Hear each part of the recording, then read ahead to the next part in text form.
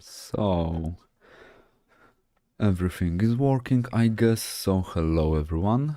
Today I will be doing more Diablo thingies because I had a break for like last week because there was an International Women's Day. So today I will be drawing a monster, and this time it's a skeleton once again because RNG decided that I will paint every single skeleton, I guess, at the beginning in the start, so I don't actually have to like wait with skeletons later. On the last stream I have done this fiend, something like this guy. So I guess now I will be trying to match the quality with the horror, because this time I will be doing a horror skeleton. And previously I guess I have done, I mean I don't guess, I know I have done it. There should be somewhere in here, yeah, and this is the horror captain. So I will try to go with something a little bit different, I guess, but in the end I think I will end up with something really similar to this guy, and hello Mikołaj, to this guy, since this is basically the same skeleton. So yeah, let me just make this copy a bit smaller in here. Let me hide these sketches. So yeah, I'm also expecting a little bit more problems to happen today with the Photoshop and everything, because I updated Windows and I updated Photoshop and I updated every single driver that I have on my PC, and already nothing is working as it is intended to. So if all of a sudden I will crash or something like this will happen, this is because of all the updates. Also, it removed vast majority of my brushes, but I managed to like salvage the one that I was using most, which is cool, which is kinda nice.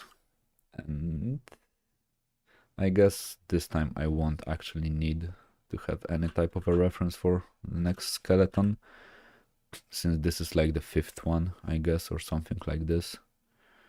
So I guess I will just jump right straight to it. I like those skeletons to be... Hello, Jakub. I like those skeletons to be like this kind of mummified type of guys that are like screaming or something like this, to have this like face on them, kind of like mummified guys. I kind of feel like this screaming emotion is a little bit more fitting to them, but the problem is to make it look a little bit more cool instead of like dumb, because if someone is screaming, it's extremely easy to look dumb. I don't wanna. I will use my special brushes. So yeah, and for the things that I can talk about for today, I guess, if there will be also, if anyone has any questions or whatsoever, feel free to ask them. I will gladly respond to everything. But I guess the main topic for today will be this whole NFT type of thingy, because I decided to play a little bit with all these NFTs, and boy, this is complicated. Like, how many different things you need to know before you actually understand all this NFT. Like, this is basically creating a tokens of digital artworks that allow you to sell them as originals. And it's cool because finally, like, digital artists have a way to sell an original. I mean, they had this like possibility for last 10 years or so, I guess, but at the moment this kind of went into the mainstream. So I feel like this is a really cool new opportunity, but the amount of problems you have to go through if you want to actually start selling all these NFTs, it's completely mental. It's crazy. Setting all this like Ethereum or however to pronounce it, wallets, and trying to like connect everything together, basically having like this new technology available. It's really weird, like an entire new world, I would say. But I think it's cool. I think it's interesting. So yeah. Oh, like I cannot see images. Like they won't appear in here. I can only see a link and I'm not opening it.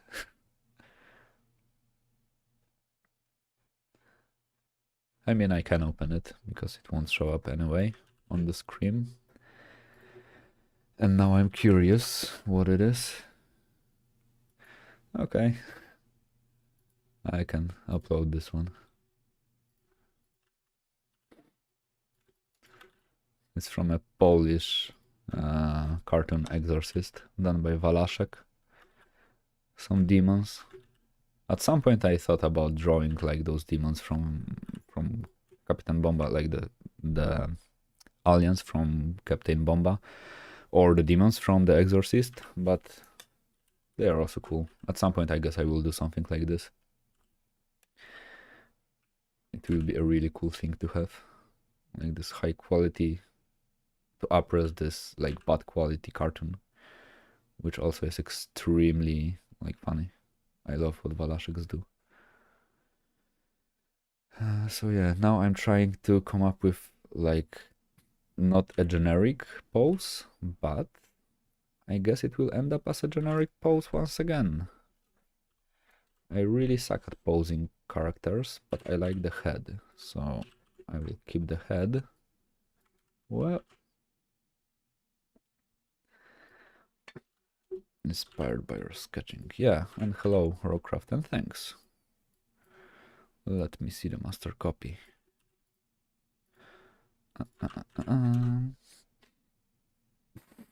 Nice. This is nice, okay. Let me because I guess this is one of the first things like this that happened. So recently I uploaded this guy. Okay, not this guy. This is the Rockcraft drawing. And I uploaded this guy. It's really cool to see something like this. Oh man, nice. I'm stealing this artwork. I will post it today somewhere. But yeah, thanks. Looks really cool. This is fun. And the GIMP hand. Nice. I'm saving it in here.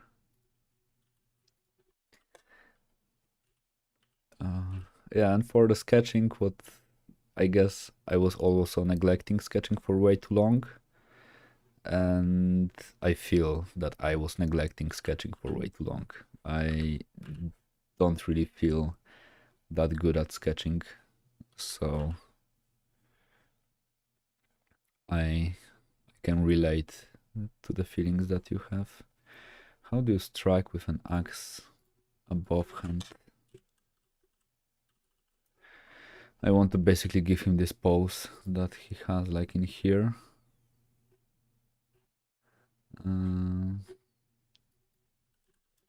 Pose, axe pose.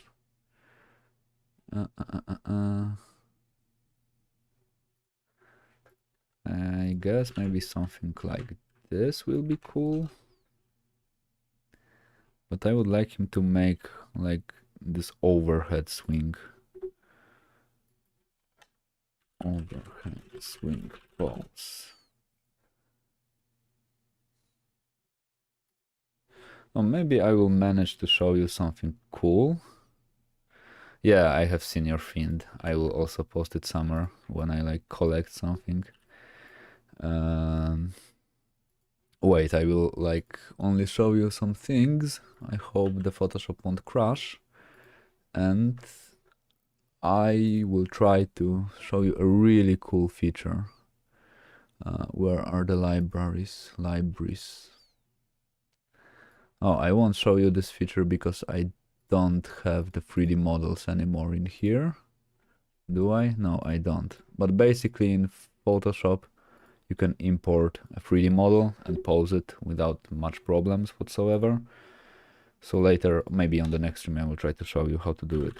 I will go to Mixamo, because Mixamo also have like a lot of great poses. Actually, it's a really cool resource to learn how to draw characters, because well, let me just show you. Okay, zombie. Let's load a zombie. Come on, load. Because you can like in here select a character. Like there are a lot of different presets. It will load as a model with a texture on or something like this, and then you can go to animations and you can actually animate him. So I can type axe. I know that you can't see the screen, but the long story short is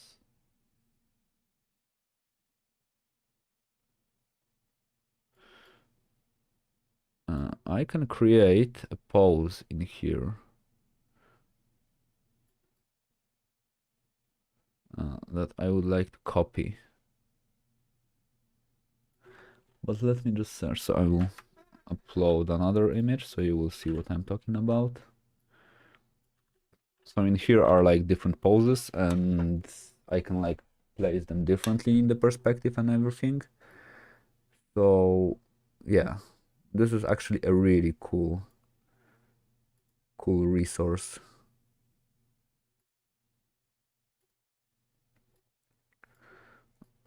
Now it's extremely laggy. I have no idea why. Oh, maybe an angle like this would be cool.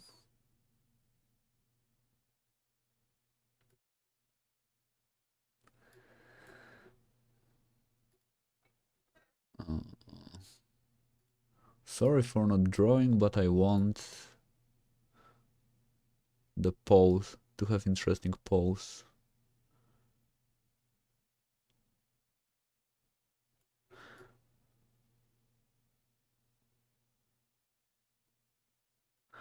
This one actually looks kinda cool. What is really fun with undeads is the fact that you can kinda be awkward with them, so you don't necessarily need to have like this beautiful gesture type of a pose. Yeah, Photoshop. The amount of problems the Photoshop has at the moment is like crazy.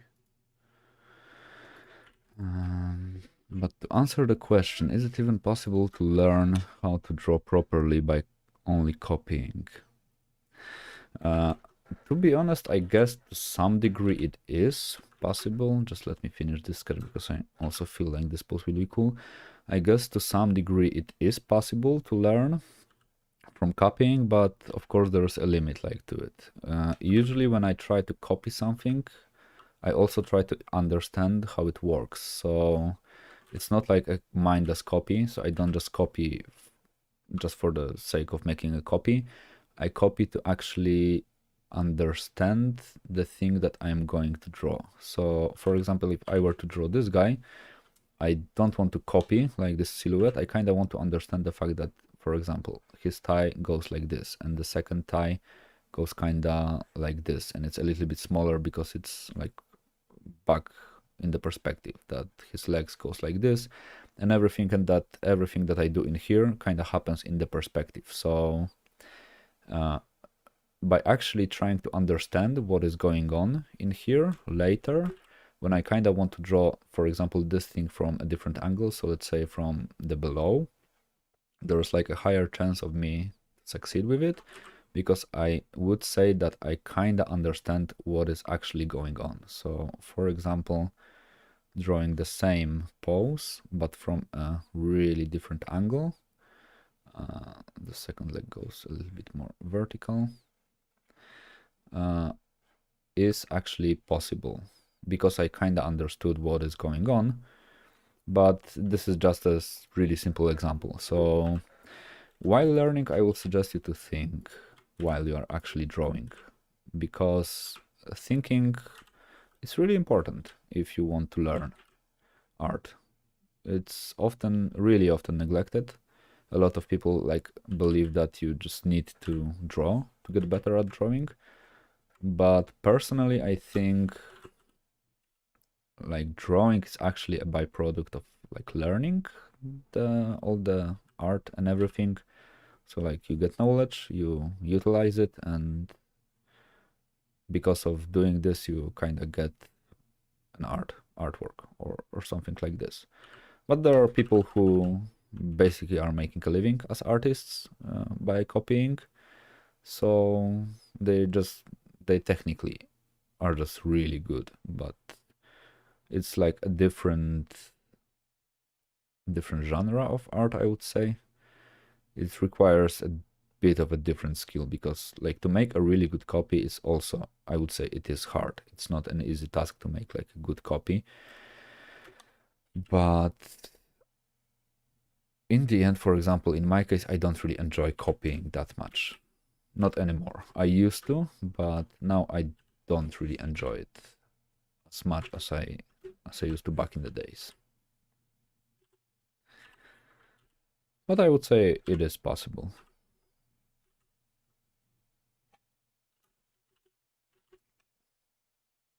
Whoops. The problem with skeletons and everything is they are skinny, and it's kind of weird to get the proportions right and everything, because like the leg has really different thickness. It's kind of like drawing something really awkward looking. And do I want? No, I don't want to give him any clothes. They will be naked, and he still has like way too much meat on him. Should be skinnier.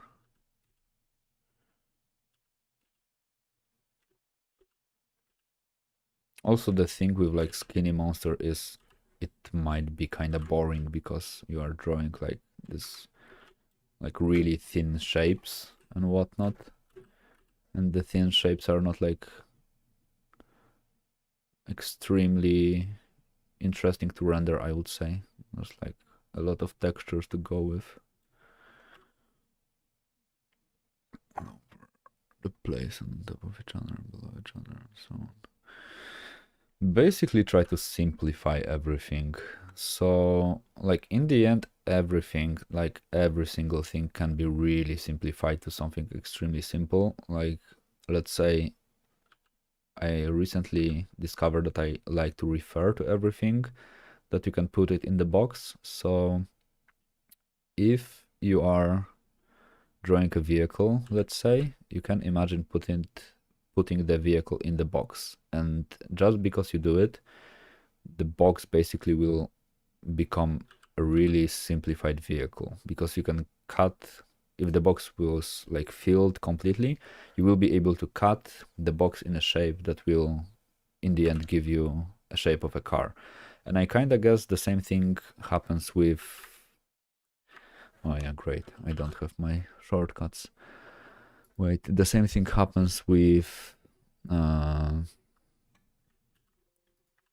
with organic shapes. You simply need to simplify them enough to be able to make like a complex forms, because in the end, for example, like the entire arm is just like a small cylinder. It's basically like something like this, and on top of this cylinder you just have like layers of muscle. So you have like a bicep, then you have some tendons that also have some like volume and thickness to it, then you have like this brachialis, I guess, then you have like deltoids and whatnot, then tricep in the back, then there's an elbow and the forearm muscles and everything.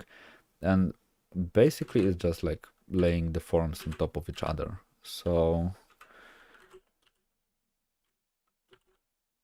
yeah, it's kind of hard to tell. Usually just try to simplify. One of the problems that a lot of people do at the beginning, they try to grasp way too complex things first. So instead of like drawing the entire human, like with all the anatomy and everything, just try to draw like the stomach only. I don't like this pose at all. I will try to do a thing that I saw in a book. I don't remember which book it was, but basically it was all about drawing like this.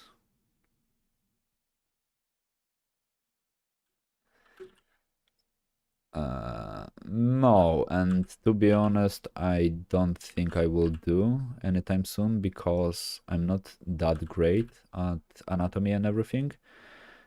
I would say I'm like decent at it. So let me bring this arm up. I would say I'm decent at it. So wait. So I don't think in this case I will be a good resource of knowledge, but definitely you should check out the Proco videos because Proco has some amazing like tutorials on anatomy in perspective and everything. So basically this is Proco. So I guess I will just straight go in there.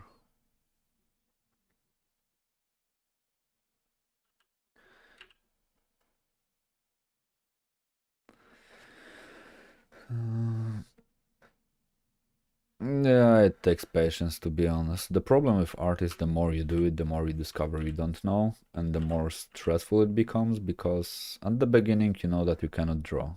When you discover how to draw something, then you discover you don't know how to draw something else, and then the entire story begins. Wait, I really need to search a reference for a pose because I will be struggling with it. Access. Mm.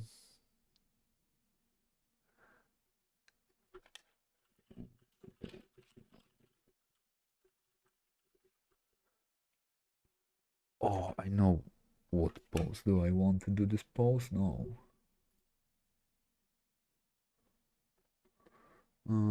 I don't want anything too edgy to happen.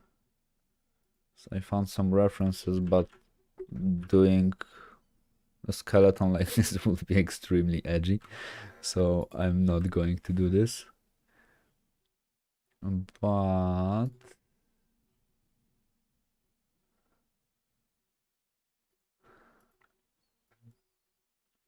doing something like this might actually be quite cool. But this works a little bit more for not for the swords, I would say. Not for the axes, I would say. Also, the Senshi stock has really great references. I remember, like, she was the first girl at DeviantArt that did those type of, like, references. And she's still producing them, so extremely cool. Like, thousands of different pictures to choose your reference from. Mm.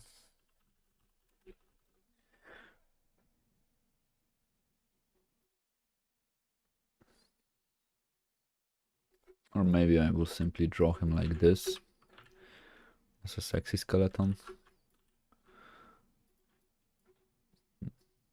Let's see. Yeah, Under Flume is completely fine as a book. It could be this book. I don't remember exactly. It could be Michael Hampton that suggested drawing like with this extremely simplified forms, like drawing this basically like skeletal figures. Maybe something like this.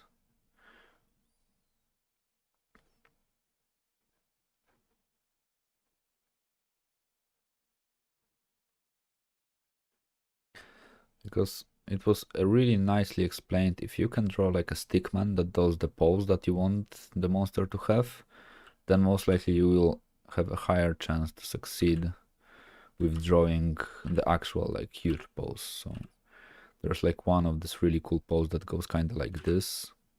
It's like the ultimate edgelord because it's like standing poof, poof, and the arms are like this and the swords go like this, but it won't work. I guess this one will work. This is like kind of fun. This pose look kind of okayish even for a skeleton, because I don't really feel like presenting him as someone who does the striking. But actually this pose is also really cool. Let me think. I will try doing this pose that it has in like in the sprite. And basically just like this backward movement.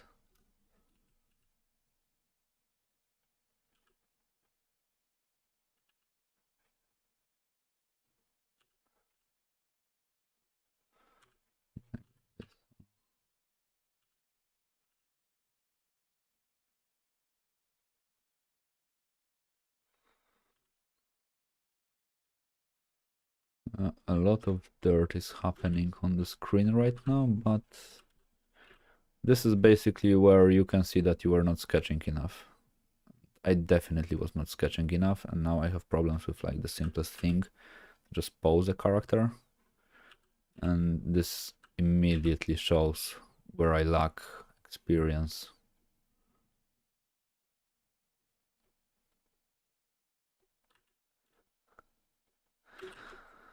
No, I mean, like, this is a really casual monster. He does not even know about like powering or anything.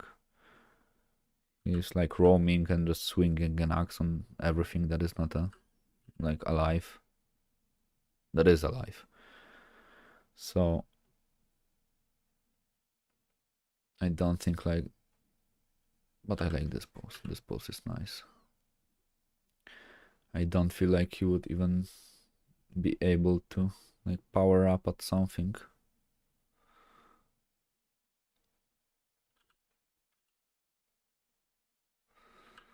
Give him some cheap ass axe.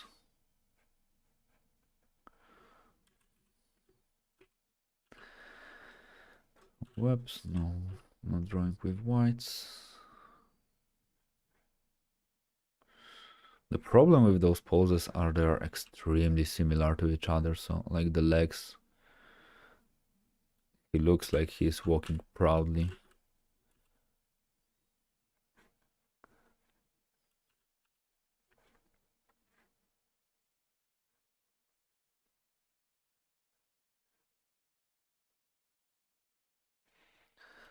Oh man. The pose for this guy will kill me. The legs will kill me. I like the top. The top part movement is kinda cool. And the bottom part.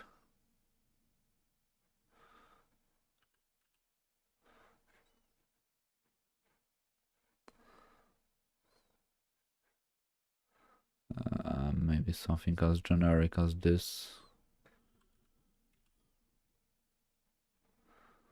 Now he kinda looks like a supermodel.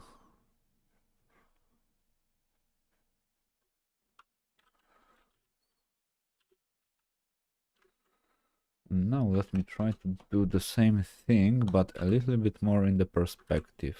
So maybe this will like, whoops, maybe this will like allow me to actually draw it nicely.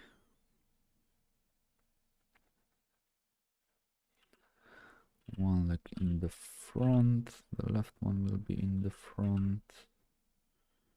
This one will be like in here.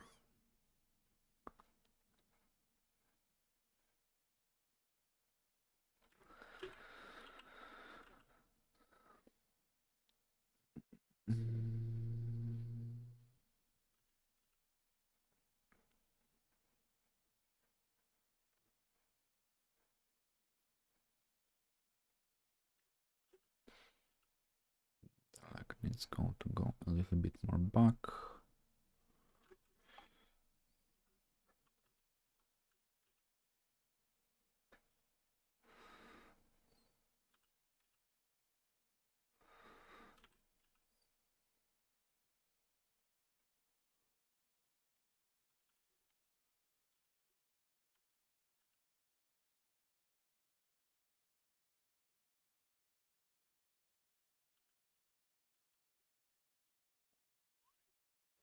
Let me move you in here. Iron grasp.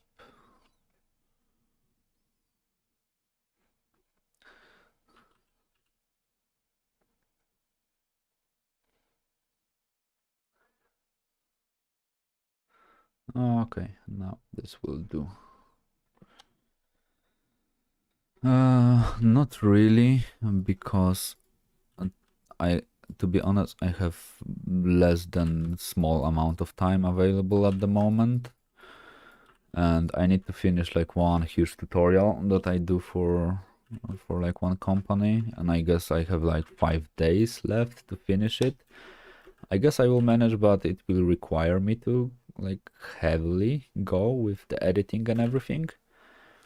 So then it will be, as I said previously on the previous stream, about like designing mechas and everything, but basically it will be a little bit more about designing, just like, so it won't just apply for the mechas, but the main topic is like World War II, World War One type of a mecha drawing.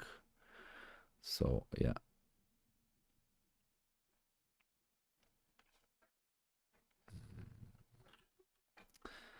I will actually gladly use this area for the reference, because the pelvic area can be a bit tricky, especially on like skeleton.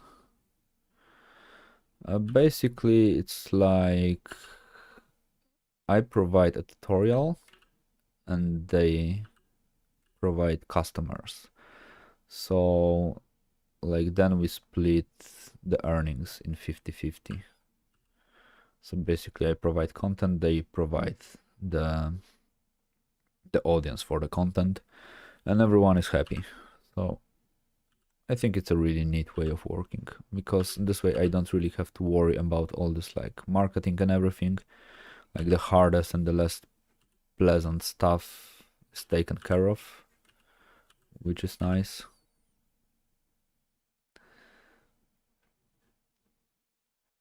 So yeah. I'm not sure what do you mean by like iron harvest.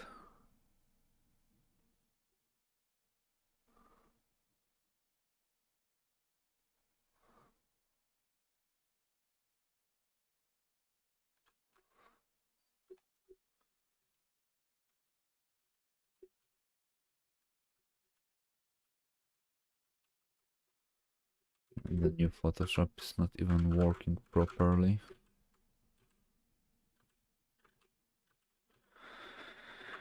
Also in new Photoshop they changed the way the Control Z works. Something that used to be a Control Alt Z now is Control Z, and something that used to be a Control Alt Z now is Control Z, so it's completely on the opposite. It's so dumb. I cannot imagine why they switch like the most basic things. Yeah, but like what, like, okay, the mecha. Not really, not entirely, but more like just a mecha set in those like times, I guess. And not necessarily like this heavily diesel punk type of theme.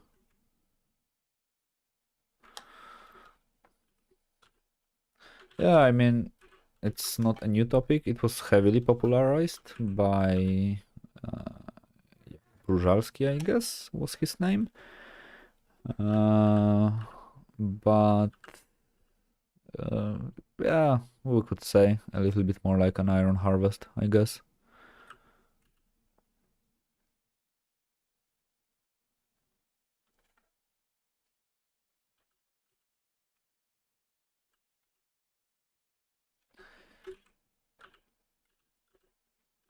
Don't like the angle of a head.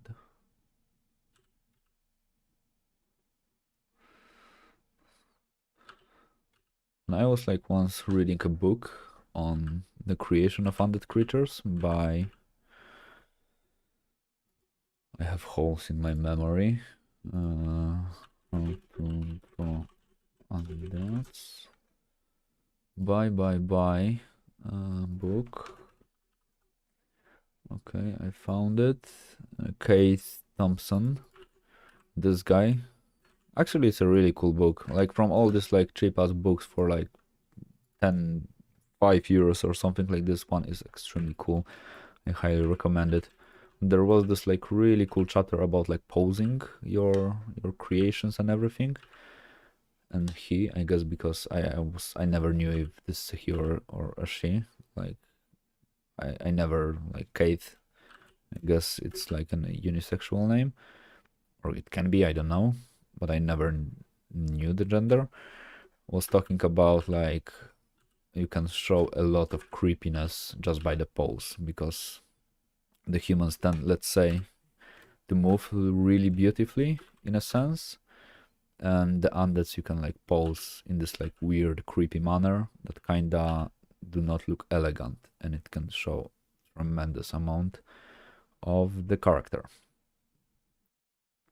for the entire thing.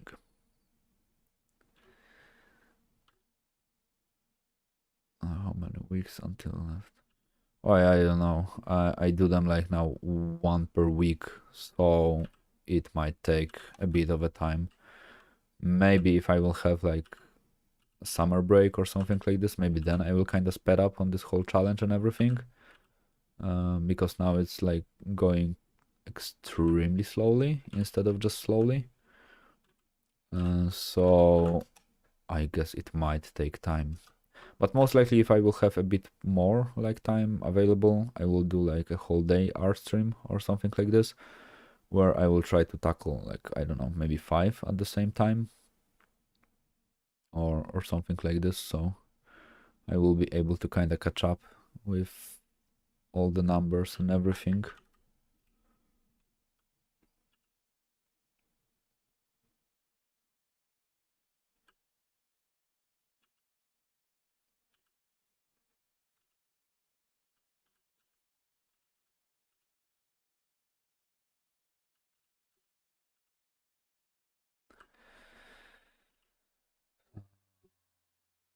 Yeah, I wanted to make this whole challenge without references.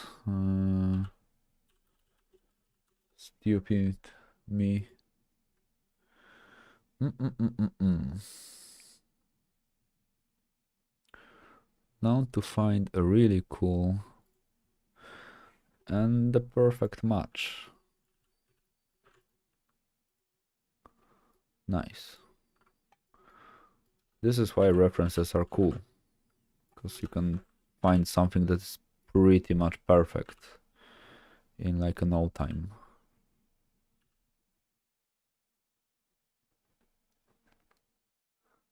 I kind of want to go a bit over with it, so it will be a bit overly colorized, like overly posed. I actually really like this headpiece. I might include some like hair strands to this guy.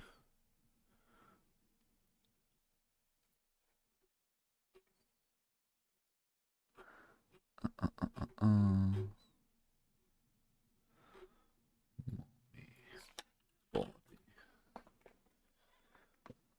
Also, for references like this, what is extremely cool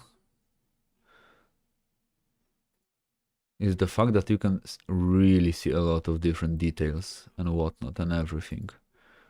So for example, I have no idea if I can even show stuff like this, but I guess this is science, so I guess I can. You can like see all these small things that you would not necessarily think about. So like this, there's something happening in here. So I guess, yeah, delete everything. Why not? I guess this is why using actually references is cool. I want him to have this blob in here, and for the stomach to be like really sucked in. And also what is way cooler about like having the skeletons have some skin and everything is the hand actually has a little bit more volume to it. So for just the grabbing everything, it just simply makes a little bit more sense. But for the sake of them not dropping the weapons, they could also be like tied up to their hands, because I don't think they will be using anything, their hands for anything. else. So yeah, I guess the sketch is working. Okay, let me just go over it. 15. Let's create a new layer and drawing time. Mark the layer as red. And boom.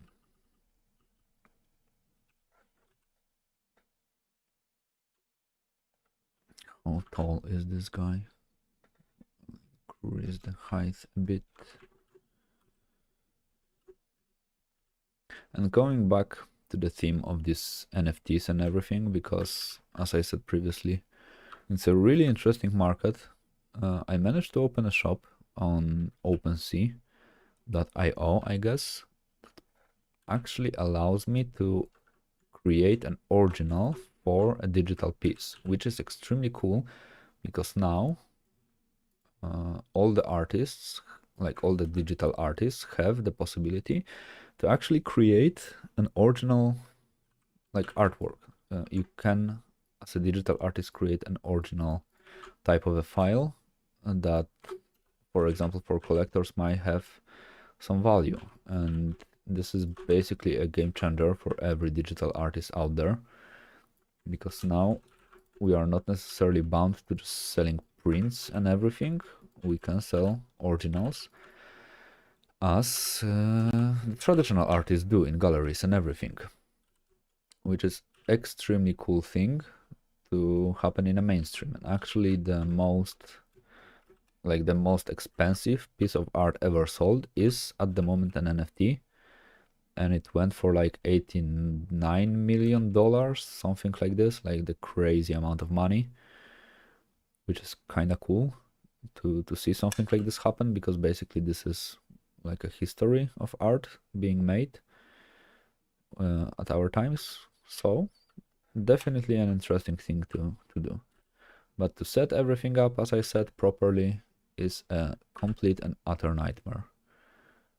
Because as someone who is not really that deep into the cryptocurrencies and everything, because like I understand the basics of it, but nothing too fancy. Like I have seen some videos on YouTube on the topic. But to just trying to understand it just by myself and trying to figure out every single error, why basically it is an error, it took me like 4 days of like constant reading and going back and forth on different forums and everything, trying to see where I actually messed up and where I caused everything to freeze and whatnot, and all this like, what was the word for it? Charts. Yeah, all these charts with all the numbers and gas fees and transactions that are happening and everything. It's absolutely crazy. And for someone who is like heavily visual, like looking at stuff that are like purely numerical is a nightmare, because now I need to like kind of understand all the tables or the charts, what means what is happening on the market and everything. It is kind of creepy and kind of hard to actually do, but it's fun. Definitely it's fun. So if any of the watchers is actually dealing with NFT and would like to support the channel, feel free to do so. I guess I will post some links later if you would like to own an original piece or stuff like this. It's kinda a shameless promotion, but who cares?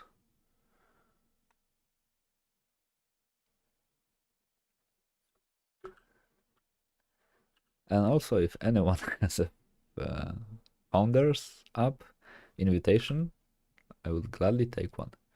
It's like the cool guys club at the moment, because every like good artist, like every huge artist has an account on Foundation app or like Maker's Place or Rarible, I guess, or something like this. Yeah, about NFTs. It's like non-fungible tokens. It's basically allowing you to create a unique number for a piece of artwork that you are uploading on the web, and this like number can identify your artwork as something, as an original, basically as one of its kind. So if you download a file from the web, it's not an original. There's like no way to say this is an original, and you can have like dozens copies of stuff like this. But with all this like crypto stuff happening, it actually allows you to create the original piece of digital artwork. Like it will have the proof to it that this is the original file, that it has value to add it to itself, I guess, if I can name it like this. And by myself, I do not understand this topic like extremely well, so like I'm just a beginner in all this NFT stuff happening. But yeah, you can see some, for example, some big names that are selling like their artworks for like 3 or 4 Ethereum or something like this, and it basically, and 1 Ethereum is like almost $2,000 at the moment. So all of a sudden, some of the artists are able to earn like basically thousands of dollars for selling originals. Yeah, it's basically a market because it is meant for collectors. Basically, you can treat it exactly the same, in the same manner as an art galleries do. So you have like the internet like web gallery that allows you to display your collections, and you can resell them later for like way bigger money and everything. And if the creator like included in the artwork that he will or she will receive a fee from each sale, then basically it's like an endless resource of passive income for an artist. But in my case, to even set up the shop, to start doing all of this stuff, required me to invest almost $200 or something over it, a bit over, closer to $300, just to like make it working, because there are like shitload of different hidden like fees and everything that will only appear when you need to pay them. And if you like cancel the transaction, then you will need to redo it and pay again all the fees that you already paid for establishing the connection and everything. So it's a really crazy. If anyone is interested, it's called NFT. It's really something different, I would say.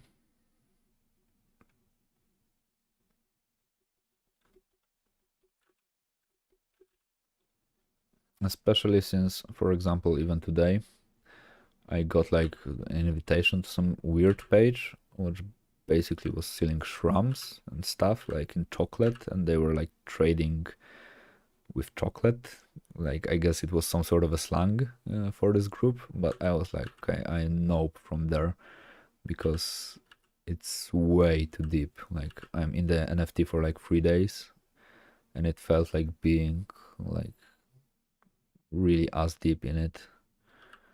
If it's even an expression, I guess it's not. But it was way too crypto for me to even consider using stuff like this. And there had some stickers and whatnot. I don't know. It was creepy as hell.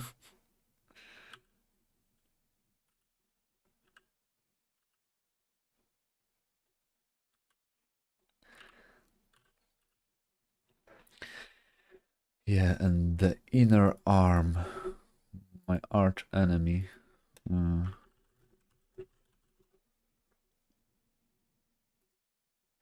This is the area that is completely weird and hard to draw.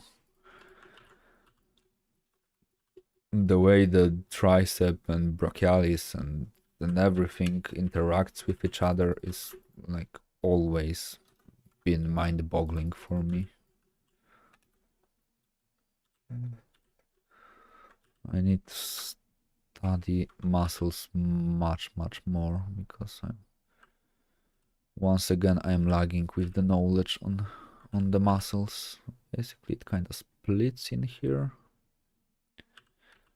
Not that this guy have like many muscles, but it will be nice to actually give him like really believable shapes in here. Also, by knowing stuff like this, like where what connects and everything, you can create like your cross-hatching in a little bit more interesting manner, I would say, because kinda you can suggest the geometry shapes and everything with those small lines I'm doing right now. So definitely a thing that is worth kinda knowing and learning, because instead of like drawing random lines, you will have an idea where to put all of these guys and whatnot. And also, if anyone is new in here, just like stumbled upon this channel, what I'm doing in here is I'm trying to redesign, or more likely redraw, appress the monsters from Diablo 1, because I really like this game. And it's like a cool opportunity for myself to just not think too hard on the design, just to have like a solid base for the design, and to just try to make something cool with it. So yeah, this is what I am doing in here, if anyone is interested in what is actually happening in here. And as I said, if anyone has any questions, if anyone has like an artwork that they want to review or they would like to get a critique on, feel free to upload everything like as links. I will see if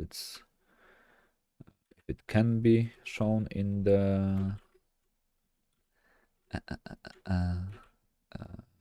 stream, and I will give you a critique if that's what you would like to get.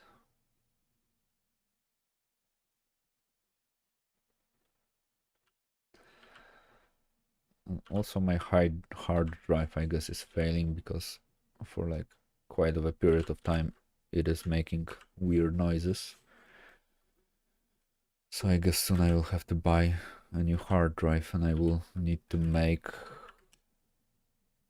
the replacement for the old one.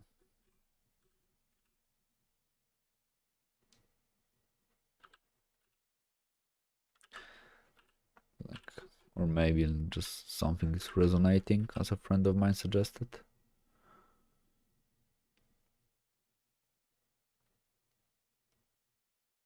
Because it also could be the fan just trying to like vibrating with something. And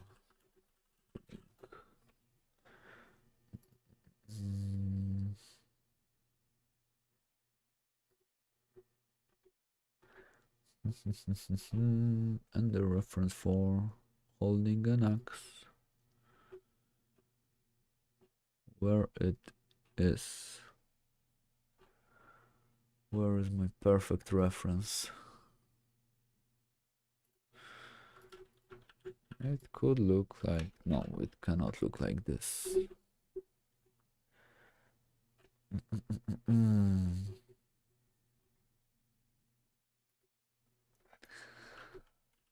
Okay, no reference for myself, I guess.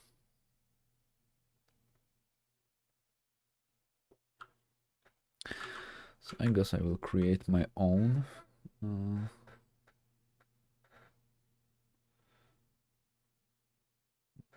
What do I have in here that is like roughly the thickness of an axe? A bottle?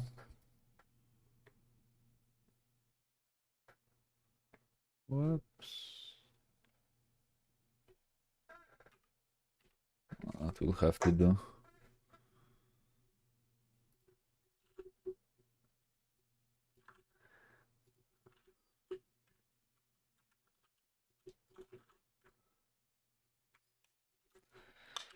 So let's remove the monster to not get distracted.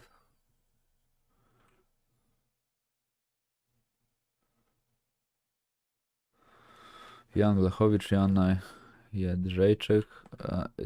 It tells me something. especially Joanna Jędrzejczyk, but I don't know. Like that definitely sounds like a Polish person's just by the name and the surname, but I don't know them.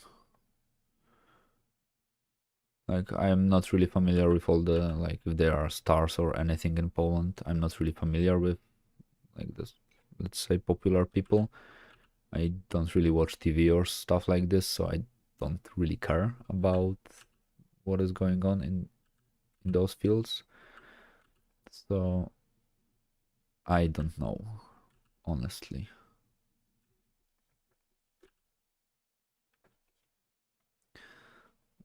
Bits of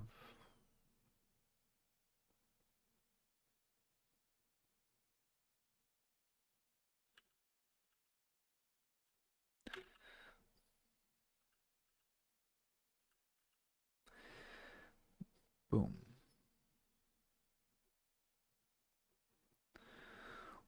Drawing weapons in perspective is always a pain, especially with things that are thin. It's always a really hard task to make it like look believable, like that it is placed in the perspective and that it's not like facing a weird different direction.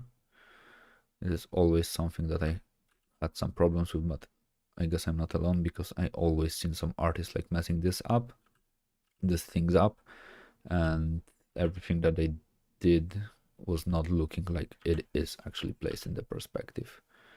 I guess this axe needs to be a bit shorter.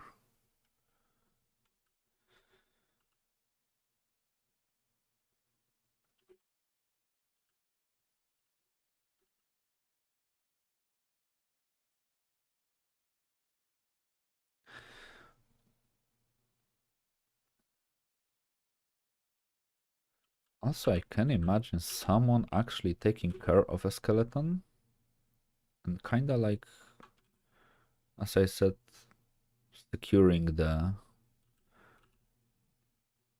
axe to their hand so they won't like drop it while swinging it, because this is like a scenario that most likely could happen with a skeleton. I guess it's a really neat small detail for them to have. It won't be really comfortable, but I don't really think skeletons really care about comfort whatsoever. So, which is kind of nice because you can like put a lot of like useless shit on them and call it a day because you don't really need to care about them that much.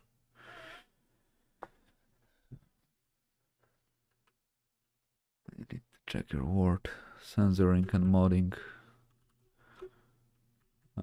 You mean on Discord or something like this?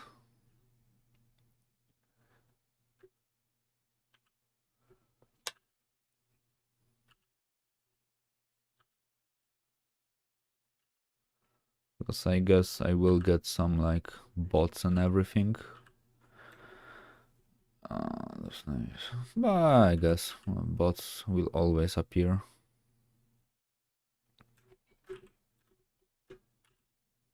I cannot like eliminate every single bot. This guy actually is a little bit bulky. Like the muscles have too much volume. Need to check your words, censoring and modding. And something happened on Twitch because I have not seen anything happen, to be honest.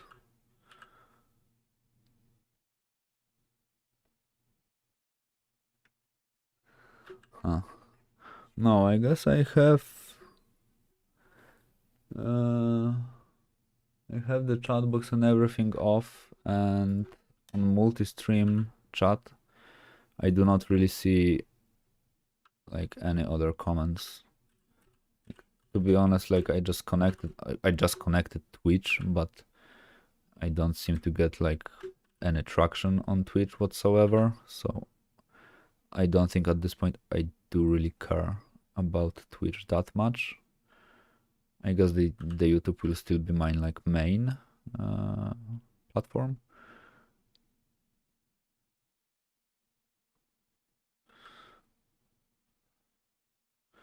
Probably some spam bot or something like this. As I said, like I have, I don't know, like 8 followers on Twitch or something like this. So I won't necessarily like care that much about like bots and everything. Like I guess this is also a part of the thing that Twitch on itself should kind of care about, be like a page free from those type of things.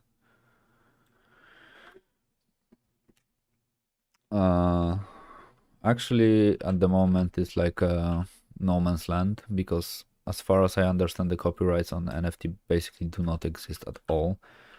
Because there were already some problems with people stealing other artists' artworks, connecting them to like the anonymous wallets, this Ethereum wallets and everything, and just trying to sell them. But I have seen one account doing this type of a thing, and all of their like auctions got removed from the page. So like the item is still there, but the image is missing. So they are like not, they are basically trying to sell something that is empty. And a lot of the pages at the moment have some sort of a verification process. So you need to like get verified to sell something. And you need, for example, to present your own social media pages to basically prove that you are the you and that you are going to sell your artworks and everything. So I guess to some degree it is enough. But yeah, for example, on this foundation app, on other like the school places, you need to go through a really solid verification process before you even are able to like list anything on there, like to sell anything in there, because like they just care about the quality, I guess. So pages like, let's say, Rarible, like are flooded with shit in terms of like this crypto art and everything. OpenSea is also flooded like shit with everything.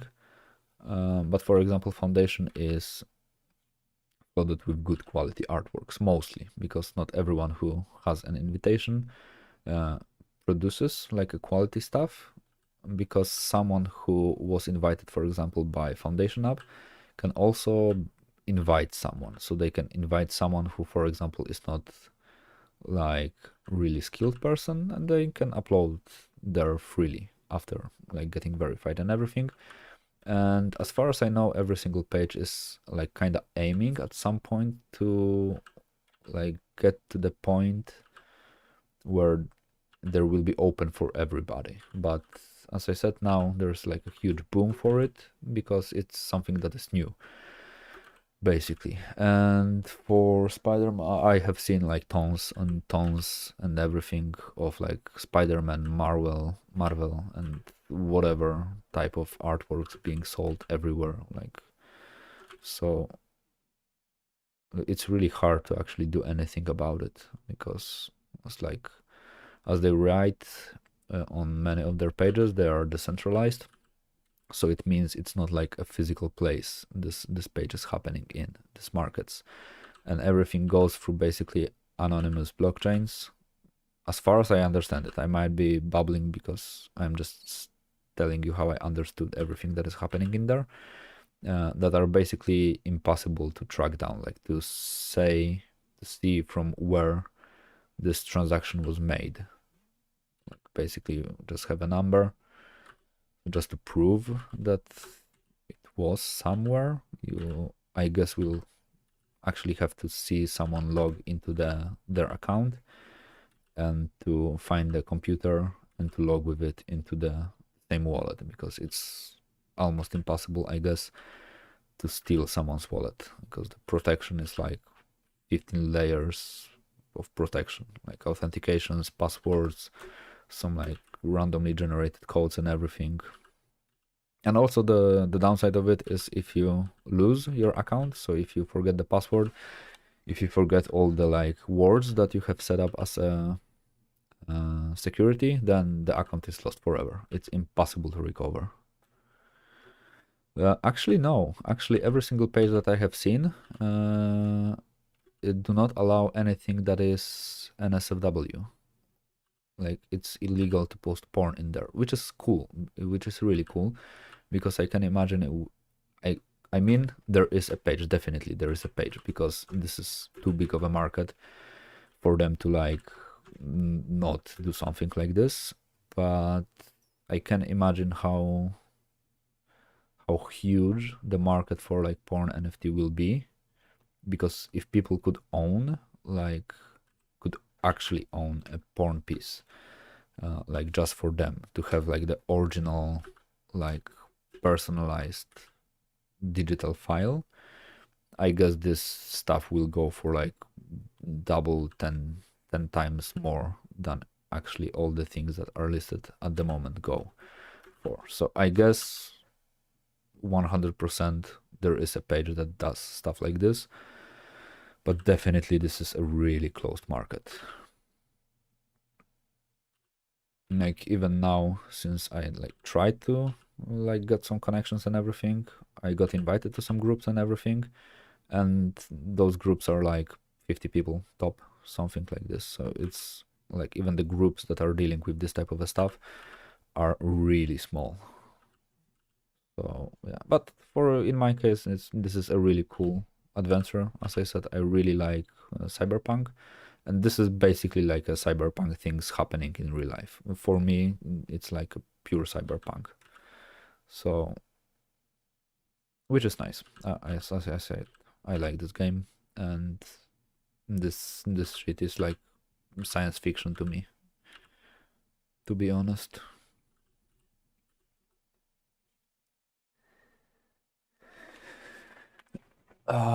Yeah, to me, the same thing applies. I do not really see how it's appealing, but to be honest, after seeing some like collectibles and everything, I was like, "Oh, cool! I would like to own that, like in this weird digital space." And one of the pages that also invited me, and now like my invitation is pending, kinda, is creating an application for you. Like, is creating an application that allows you to basically create like your virtual room, like your virtual gallery. So there is a thing that is happening that will allow you to create your digital room, that will allow you to invite friends into it, to basically have like a chat as in the Discord. I guess there is like this weird thing with VR and everything that already has it, uh, with all the Uganda knuckles and everything where it came from.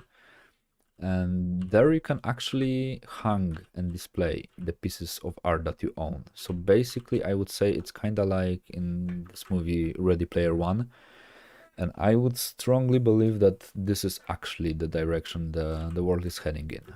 Like Ready Player One, in my opinion, like as someone who used to study design and everything, is a future of everything that will happen. We will like lean forward this digital environment, kind of like Matrix or something like this. Oh yeah, VR chats. Yeah. So basically, in VR chats, there are already creating some galleries that allow you to showcase your digital goods. So yeah.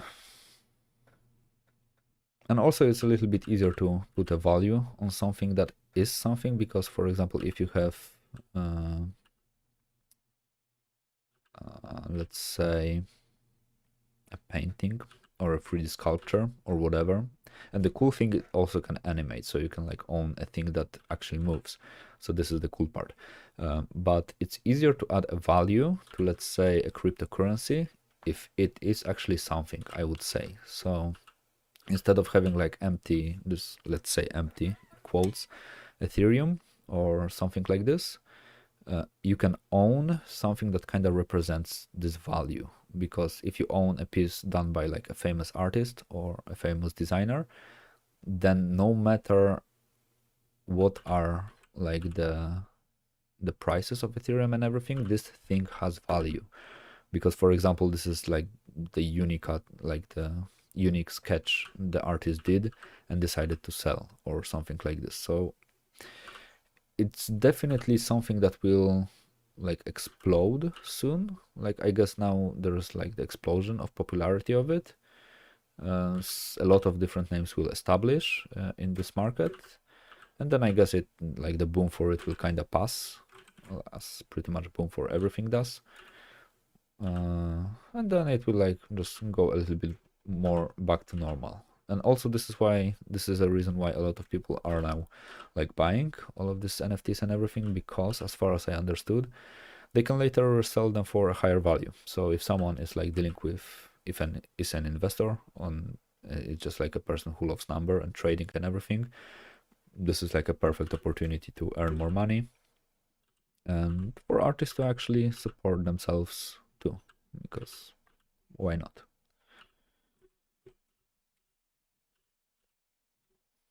Yeah, and I think, as Miko said, like all these VR chats and everything, these are actually the places where those things will matter. Because at some point, everyone will have like their digital art room. Like, imagine how cool it will be if instead of like talking to you through like camera and microphone and everything, and just watching a video, that you will be able to actually like sit next to me as a 3D model, as a virtual avatar, and just looking how I draw, like inspecting everything just by yourself. You can like see what I do on the keyboard, how I draw, what type of an environment do I have. If I would like have some sort of a cam setup that will allow you to see my real room, but most likely it will be like some other digital like room to be in. So if you will like get bored with the stream, you could go to like a different stream where I will be like sitting and just having a different topic, and you could like participate in classes and everything. Definitely a really cool thing. I would say really interesting times are happening.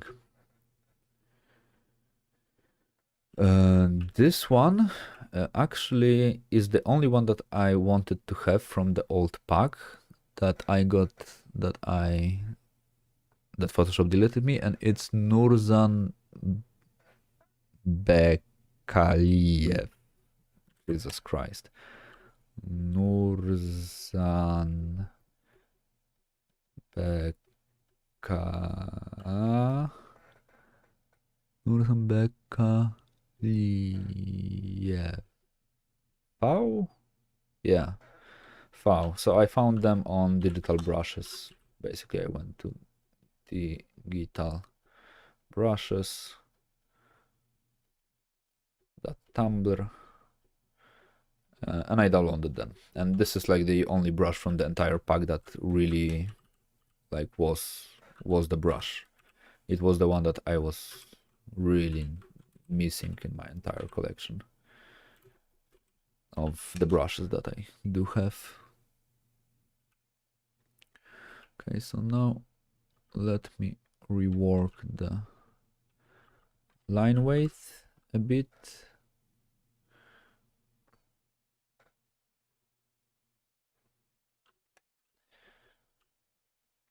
With the legs, I do not necessarily care that much about the details. Yeah, on digital brushes you can find like every single brush that you will find anywhere. Like basically every artist, like someone is collecting all the brushes and posting them in there, and basically after downloading like 40 packs or something of different brushes, you will see that like there are like 10 brushes that are in every single pack. So yeah, it's a cool page, definitely a cool page. Yeah, I also really like it. It has like this really nice feeling to it, I would say. It just feels really natural while drawing.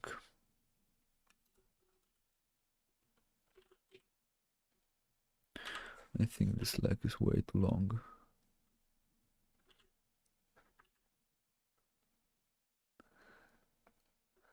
Okay, let me turn off the sketch underneath and let me mount the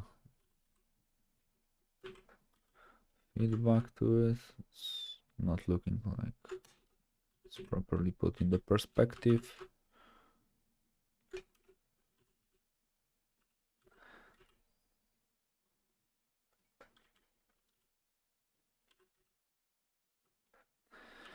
The shape of feet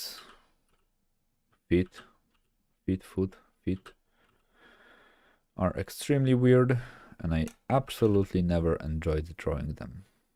They are hard, they are unpleasant, they look weird. Even if drawn properly, they look ultra weird. So if mine, the one that I drew, look weird, because I simply have no idea how to like draw them in a better manner. Because drawing feet is hard. I actually will give him like some like torn clothes, like even some bandages or everything, stuff like this will just fit to this character, I guess.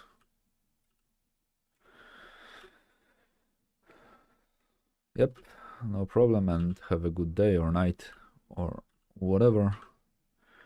Thanks for tuning in and for doing a drawing. It was really great stuff. I will have to, as I said, start collecting these things in a place.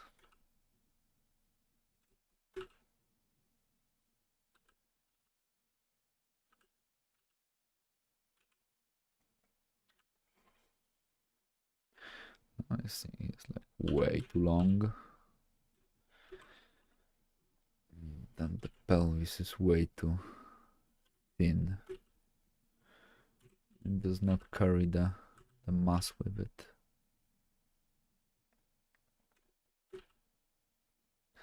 Probably someone who really knows the anatomy and everything will like eat me on this one. I am not that good with anatomy and I can see a lot of mistakes with it. But please have mercy on me.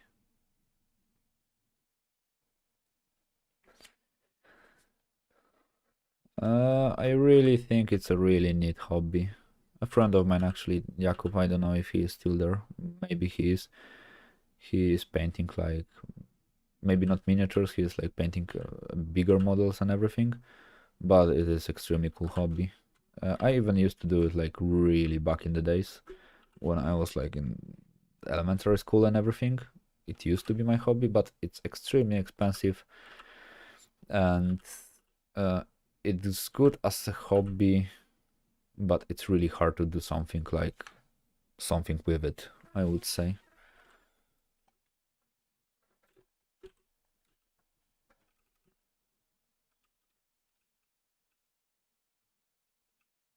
But I guess like every creative hobby is fine. I even sometimes enjoy like watching some guys on YouTube while they are painting like the miniatures. I would even say like I have a solid theoretical base now to even start doing so because like, I watched many things. I know it's expensive. This is the only problem with it. But with YouTube now and everything, there are like thousands and thousands of tutorials on how to do it properly, what to buy, what to not buy, how you can start like cheaper and everything. There is this like ginger guy type of a guy. I don't remember his name, but if you like type some sort of a miniature painting on YouTube, there will be this guy with like a long like red hairs, and I just really enjoy watching this type of stuff. Yeah, like I mean, it's not that hard to start, but all the brushes and everything, probably now it's way cheaper than it used to be because when I was doing, I was trying to do it like really back in the days, like one brush. I mean, there are still extremely expensive brushes and everything. Don't get me wrong, but back then it was not like really available in Poland, so naturally it was way more expensive. And I guess to buy some like secondhand like old miniatures just to like try things on them, I think it won't be like expensive at all. Like you will be for 50 zloty, which is roughly like 12 euros for someone from abroad, for someone who is not in Poland, you will be able to buy like 20 like miniatures or something like this. Even the broken ones, there will be even cheaper.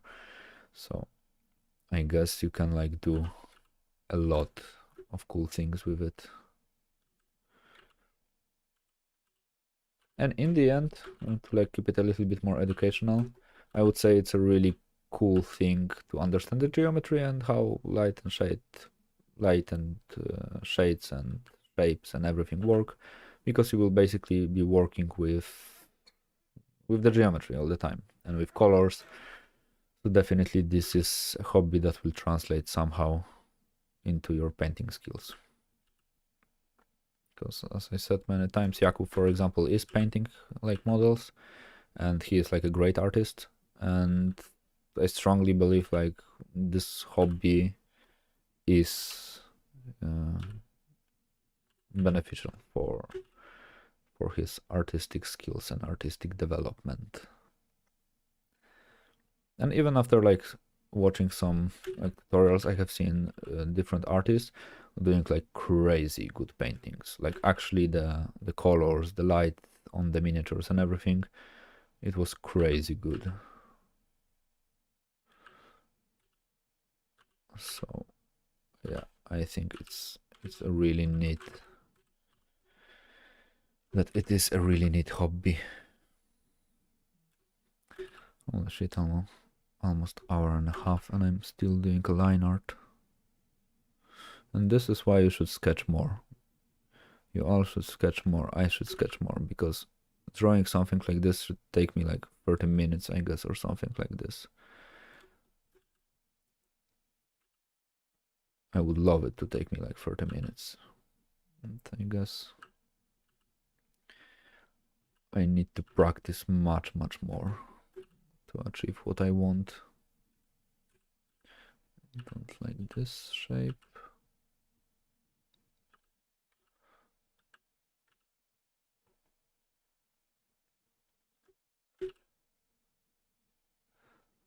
This is one of the details that I always liked, like the sliver spots on the head and everything.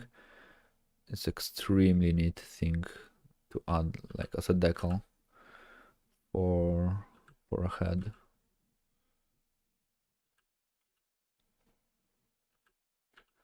Some like loose hair strands, hair patches and everything.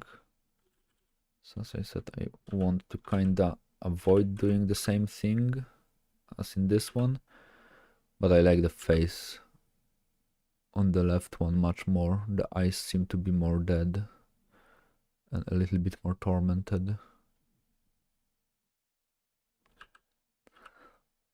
So instead of like making them really scary, I would like to have them this tormented feel on their faces. Like they did not want it to become what they became.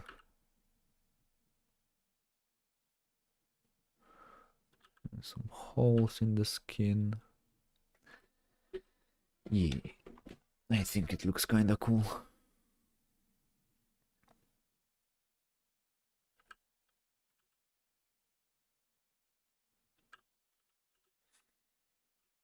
Actually covering the pelvic area is like a smart way to reduce the problems with the drawing and the painting. So I guess I will kinda cover it a bit more than I intended at the beginning. With doing this type of stuff, I usually try to think if it actually makes sense. So I would say like giving him some really nice clothes and everything will be stupid, but to have him like some like rugs like hanging from him actually kind of makes some sense, because like we can see he was like roaming around the dungeons, he was like walking a lot, and other monsters were like bothering the skeletons and everything. Some of them maybe were munching them. I can imagine some monsters that need to munch something that they will simply eat, some skeletons, so that their clothing is like really destroyed and like heavily used. This bone will be thicker in here. So I think adding stuff like the rugs and everything actually fits to them as a design. But adding, for example, like a belt with a skull, not necessarily would be a justified thing to do.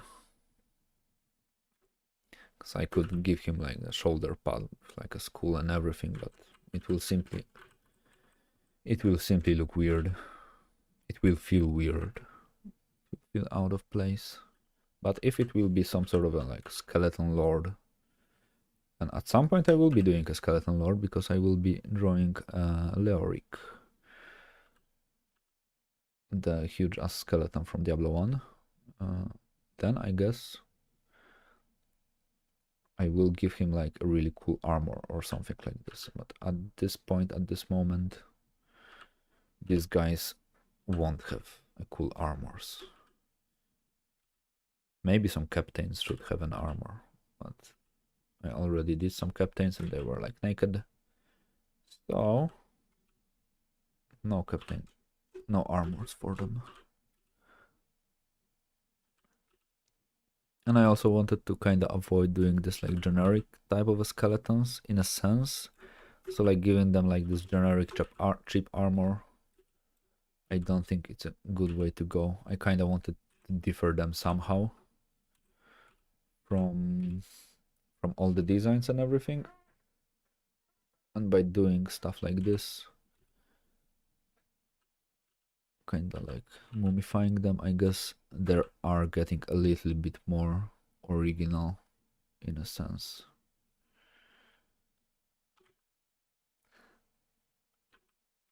To be honest, I wish to add something like to the, oh, maybe like a cut. Maybe there's like, maybe there are actually having cuts on their body because of the reasons. So maybe we could see like the skin being kind of like torn apart into different pieces, places shredded and whatnot. Kind of see like the death blow on a body. Also, one of the really cool tips that I once got from someone, I have no idea where I got it or who told it or if I saw it on video or what.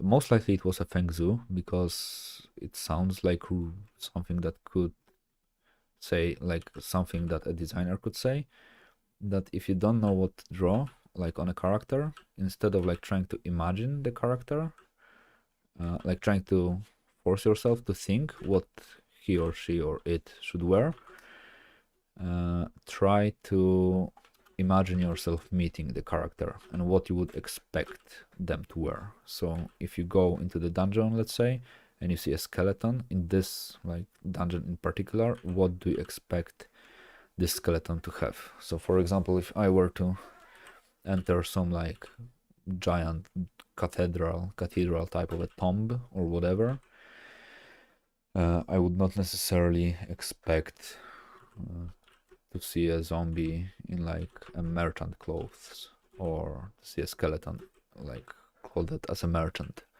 But maybe like seeing a skeleton that used to be some sort of a priest or something like this will actually fit the whole thing. So this is kind of like a reverse thinking about the problem. And what I am trying to do now is I'm trying to create some deep shades, deep shadow shades. And I'm heavily referencing the drawing that I have on the left because I also recently discovered this brush is perfect for creating like the smooth like shading transitions if used properly, if like mixed, because you can create like this really cool texture as you can see. And if you remove it, you kind of create the feeling of gray color by creating a raster design. So basically a lot of small dots, black small dots, create like the feel of something different, of something darker, because if I were to use like a lot of dots in one place, even though they are like black, actually start creating some sort of darker value visually. So I think actually adding raster type of a shadows to these characters fit to the overall like style that I try to have with them. And of course I am doing it everything on the wrong layer. Fuck yeah. I wanted to keep all the shadows on a separate layer, but already started wrong. Classic.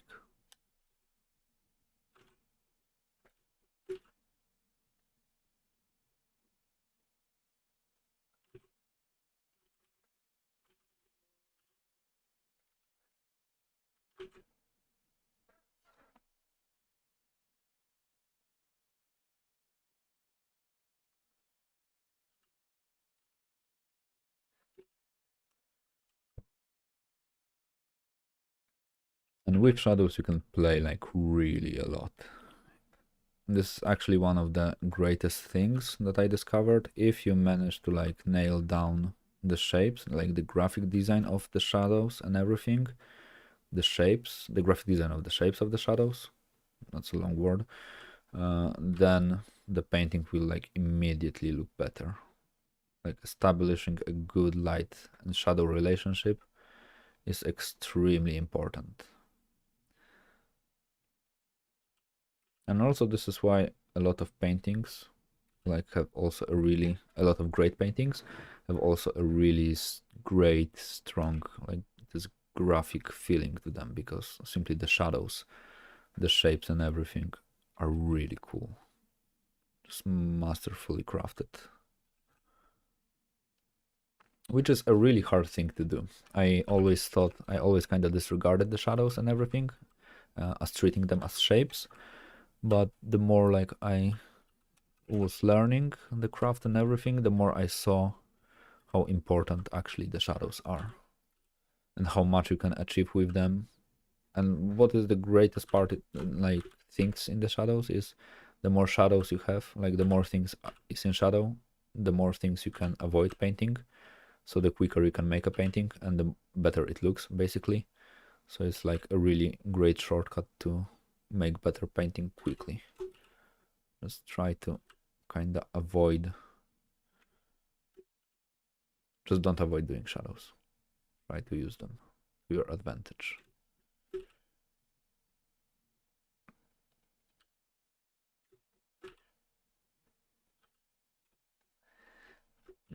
Mm.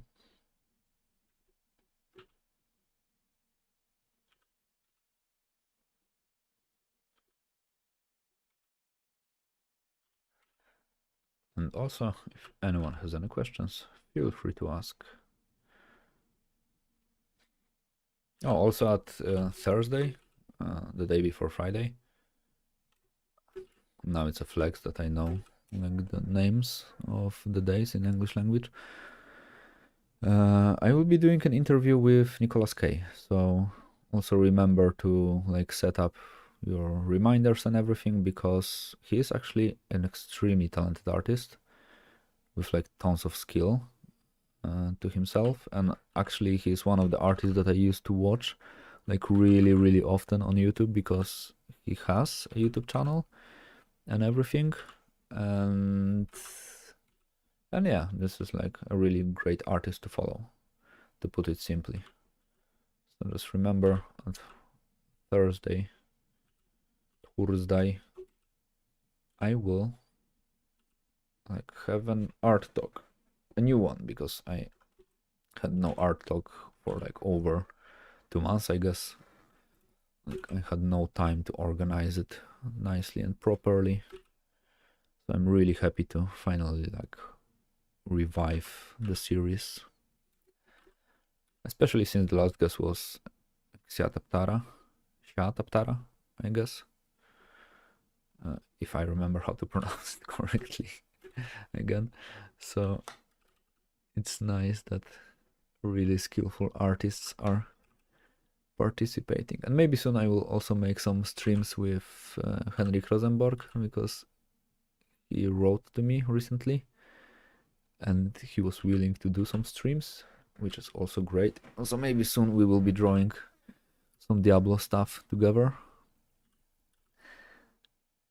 So yeah, I don't really feel this area. It looks weird. I already connected everything together, so now there is like no going back from like shading.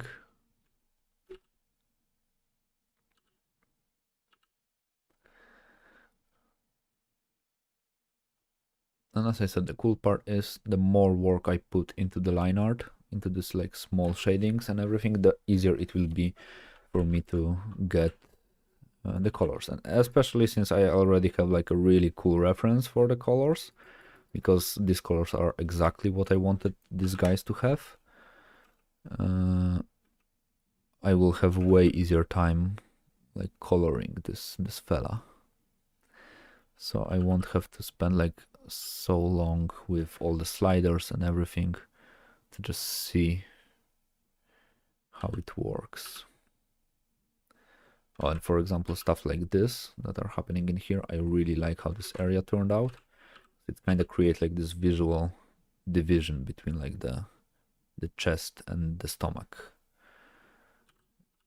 creating like the point of interest. And instead of like this guy to be like one continuous line, I will kind of try to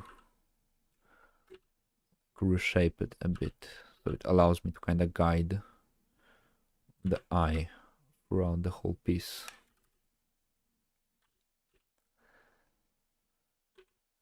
And soon I will also have to like reread the book called Framed Ink, because there were like tons and tons of great tips on how to achieve like this cool graphic read type of a feeling to your paintings. So this will be the book for me to study soon.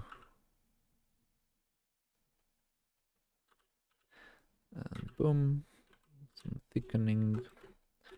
And it's time to remove this text. It's time to actually start coloring our fella.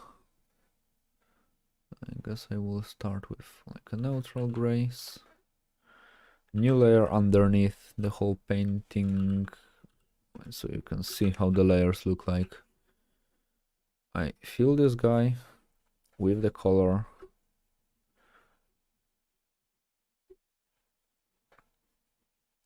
Then I go with the eraser. I choose erase. And in here I press sample all layers, so basically it takes, it reads every single layer, and it will find every single hole that you have in your drawing. So if you have a hole in your drawing, then it will remove everything from it. And the tolerance needs to be a bit lower, since this is like a solid color. So as you can see, it removes everything around the line art, which is extremely cool thing, because now I don't need to spend like 10 hours like trying to fill the entire silhouette with the shapes. I simply like erase it. So this is like this quick trick, and now I only need to kind of clean it up like a bit, but the cleaning up part is also extremely quick. I don't like how this area looks like. I don't know, like this area. Basically what you want to avoid, if possible, if you are drawing something, try to avoid having things that are the same length and that have the same spacing between them. So instead of having something like this hanging from this guy, I would much rather have something like this, like long, short, long. So there is like a visual differentiation, if this is even a word. It's different.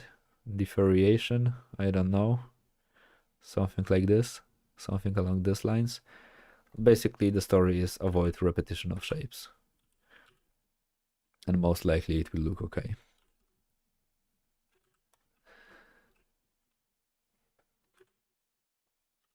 And avoid having your brush too big, so you will not actually remove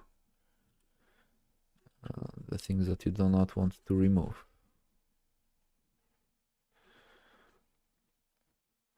And for the things that I immediately noticed after like filling the silhouette and the first crush.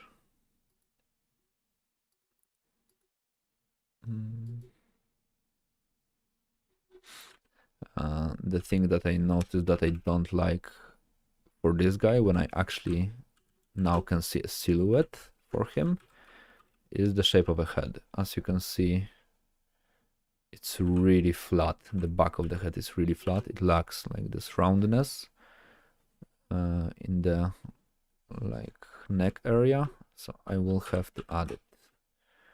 And in here, as you can see, I had a hole in a foot fit, so it got through. And also what is kind of cool about this method, even if I don't clean the entire thing like really thoroughly, if I won't be really precise with it, I still have like around the small like particles flying all over the place. And I think personally it is a really neat details, especially since it kind of looks like the flies are flying around this guy, which kind of makes sense since he's kind of like mummified zombie. Also a small detail that used to be a hair. I hate these new shortcuts. Was preventing me from like was basically creating this awkward looking line.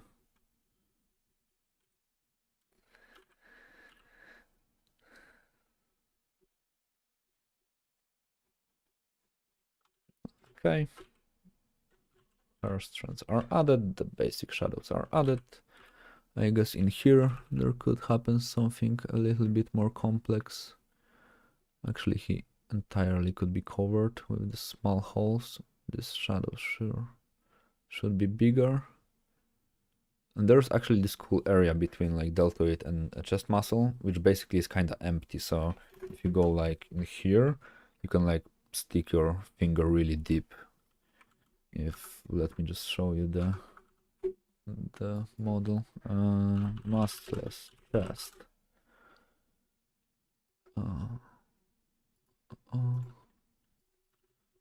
It's like in here, there is this small little space. And if you actually manage to like dip your finger deep in here, it hurts as hell if you just squish it really hard. So a small little thing, the more you know. So now let me add some light to you. Let me turn on the opacity and overlay. I usually use overlay layer for lightening the gray like drawing, because it's a little bit more delicate. It's not as powerful as the normal layer, and it just looks better in my opinion. Like usually I prefer to be a little bit more delicate with adding like light and shadows and everything, like adding like this, light like this, because I prefer to have a control on how I want to like make my like shapes appear the drawings of. The more delicate it is, the more control over it I have, the more precise I can get with it.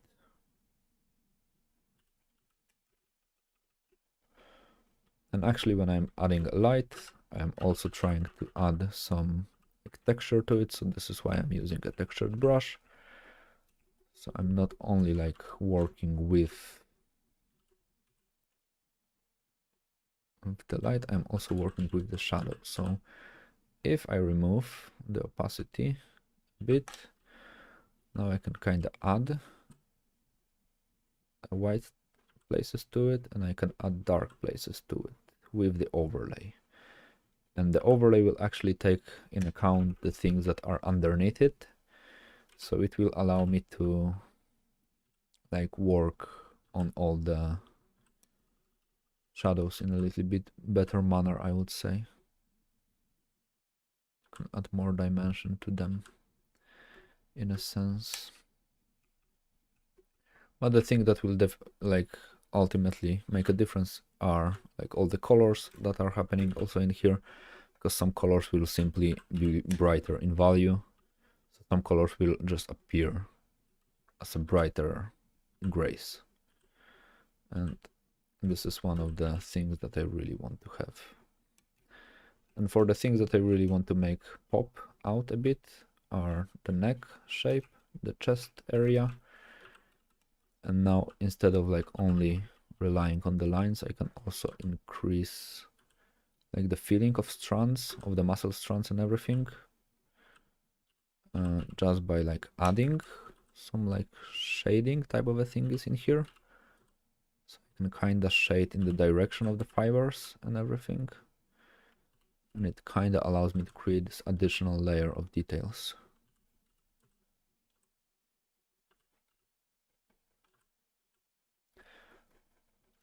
So this is also a reason why you should like at least understand the basics of the anatomy, so you will have the basic idea on how you can like place your brush strokes to achieve more interesting results and everything. Okay, so let me color this guy right now. So I will take this ugly blue, this dead blue. I will go to brush settings and I will turn on color dynamics. I want the hue to differ, and I want the saturation to differ, and I want the brightness to differ. And what it basically means that each stroke will, like, let me choose it in here. Okay, it's barely visible. If I change the hue, it will, oh no, they really changed it. Oh my god, they managed to kill this white pen pressure. Apply per tip. Oof, okay, they did not kill it. Basically, what it means, every single like tip that will be created in here will have a slightly different like hue, or basically will be slightly different. So it will add a lot of like cool small variations to the color scheme. And this is something that I really want to have. So because of this, as you can see, sometimes I get like this like random white spots, brighter spots and everything. I think the brightness is the least important. The hue is more important because it will introduce a little bit more natural tones to the entire drawing. And I don't want this guy to have this line in here, to have this in here, and to have this in here. So if you choose some brownish like colors, you can see the brown will appear as something that is a little bit more natural, because it will basically be dirty. And if you like choose a color from the things that you have already on the screen, it will like create a completely different like colors, because you will basically have a different starting point. Okay, so now let me see how different layers look like.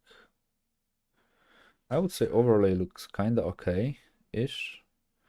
I would like to see what will happen if I will add this one, then place overlay on top of it and change the levels of it.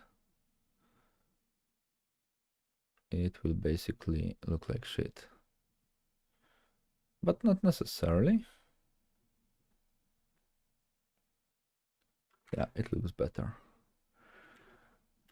It has this like weird thing. So basically what I did, I applied the color to it, I duplicated the black and white layer and changed its levels to be really bright, and it caused the dark multiplied layer to basically get brighter. Now I kind of want them to have like these spots. And actually this is something that Konstantinos taught me. Using multiply layer to apply textures is apparently the only like proper way to do it, because of the maths and everything that is happening with the Photoshop. because this is basically what rendering engines do. And yeah, this is how you are supposed to do it, so apparently.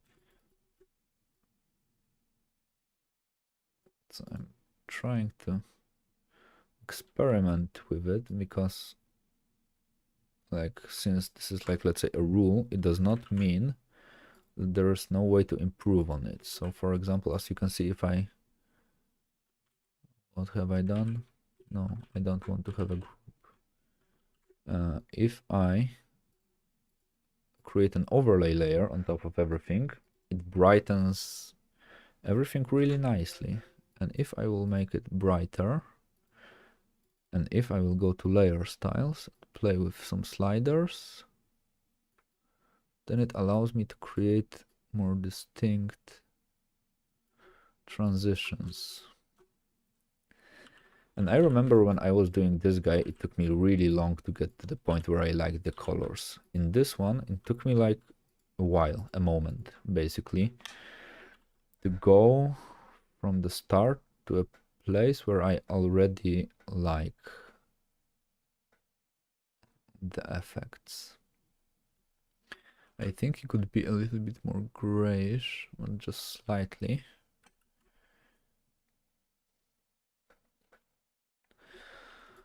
Yeah, this was actually one of the first books that I have ever gotten for drawing everything. I always like drawing undeads. And yeah, so now basically what I can do is I can start rendering. Wow, yay. So I can like choose some sort of a colored light because I don't want like this monster to be like lit without a color. So basically I choose a screen layer mode because it's also apparently the only good layer to add light to your painting and everything. Like quotes, good way. And now I'm trying to lit the geometry. So if I want to like make it pop a bit more, I will simply like put my brush on top of it. And I'm trying to work with adding the light from a distance, so I don't necessarily want to like be really close to the whole painting because I want to see how it looks like from far away. And if I like how the shadow and everything and how the rendering looks, then I will like simply zoom in and like refine all these small details, because at this moment I don't really see much sense in refining anything if I'm not even sure if I like the way that the character is lit. So yeah.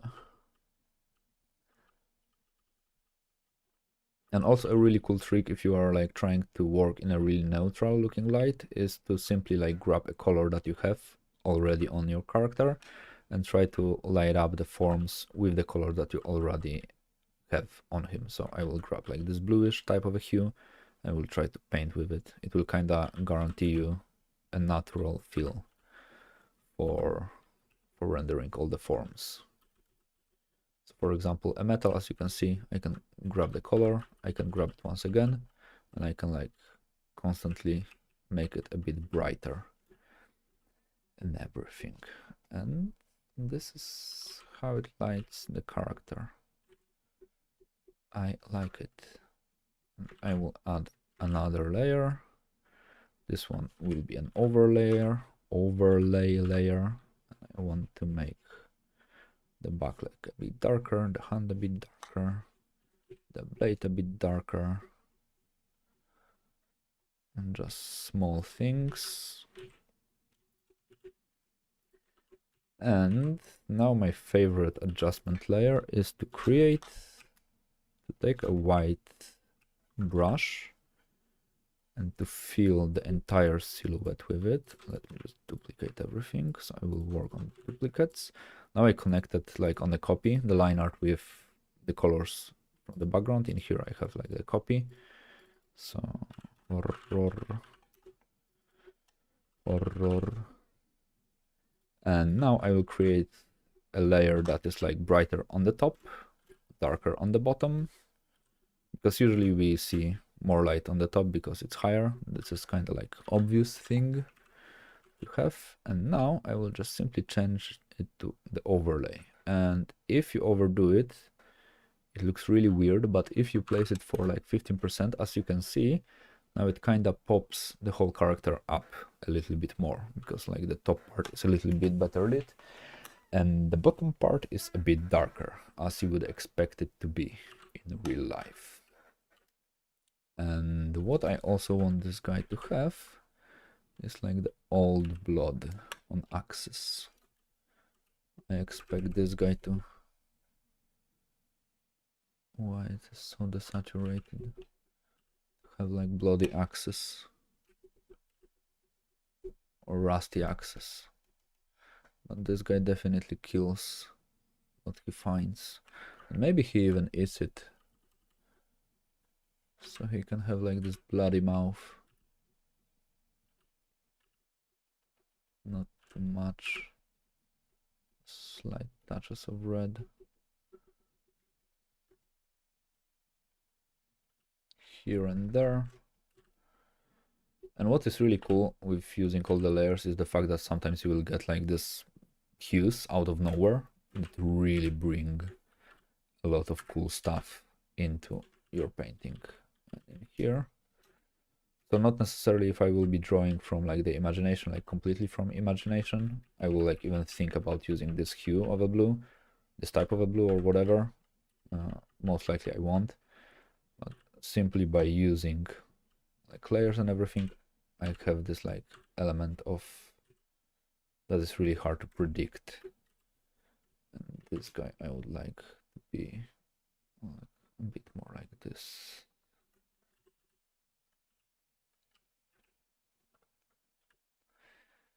And this is why I usually prefer to color my drawings using this method. Now the stuff like this, like the small details, I can overpaint slightly. Add some local light to some areas. For example, I imagine the top of the finger to be a bit brighter. Like reshade the face a bit. Add maybe a small rim light.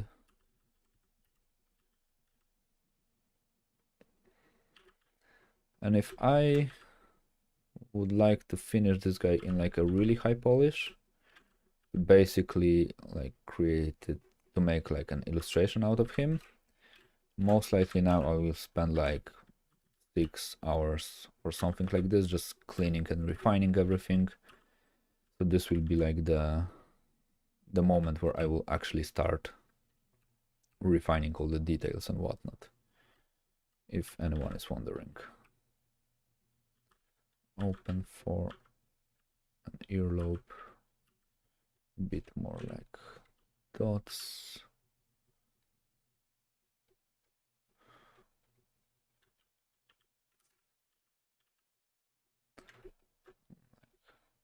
Dots on top of the entire body. And I guess I will call this guy a finished one. This went way smoother than I expected it to go, actually. Let's see what this thing, auto color is basically okay. Auto contrast, it wants to make it brighter. Auto tone, it wants to make it brighter. I don't want it to be brighter. I maybe would only like it to be a bit more contrasty. Just slightly.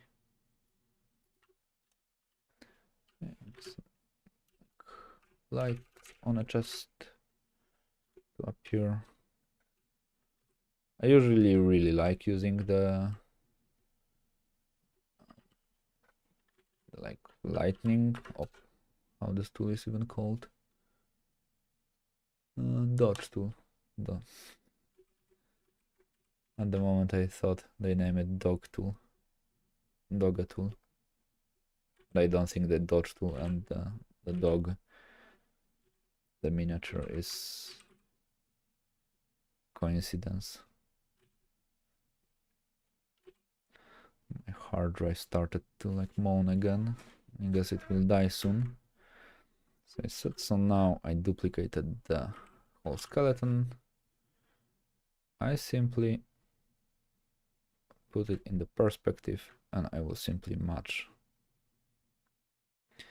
the shadow to more or less to the perspective that I wanted him to have. Of course, more or less. Some places, let's say like a leg, needs to be kind of adjusted. And some whatever I have pressed now. Control H apparently turns on the grid. And now what I need to do is to simply add a bit more volume to some areas, because like areas like pelvis will be a bit thicker. The head will be a bit thicker. This area will be a bit thicker, and the whole shadow could actually get a small tilt to the right. Small thing like this to happen. The basic idea with the shadows is like, if I know this is a feet and this is a vertical line, so basically this is like a surface for a leg. This leg will go in here. So basically now to cast a shadow for this point is to choose direction for the shadow. So if this point will go in here, this will be the direction for the shadow. So I need to just connect the start with the end. So yeah, I did it incorrectly. I need to like go with this point to the ground. This will be the direction, so the green line will be the direction and the blue line will be the angle of light. And now I will need to keep it consistent throughout the whole thing. So for example, in here, it more or less will be on ground in here, direction of the shadow, angle of the shadow, and the shadow will be in here. So basically this is the idea how I approach it, and more or less how to make it correct. So this method is not perfect of what I have done in here, but it is good enough, I would say. And do I want the shadow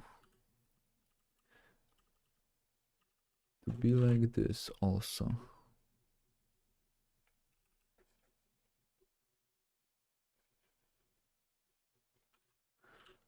But it is happening without, I want it to be complete erasing, so turn off the transfer. And then I will just erase with some lines. Thinner brush, I guess.